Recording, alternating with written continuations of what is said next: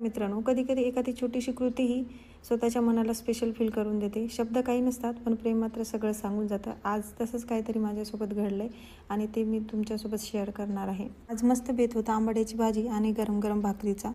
थंडीचे दिवस चालू झाले आहेत आणि अशा वेळी भाकरी म्हणलं तर अजूनच छान लागते. पण सर्वात पहिले उठल्या-उठल्या अगोदर चहा लागतो.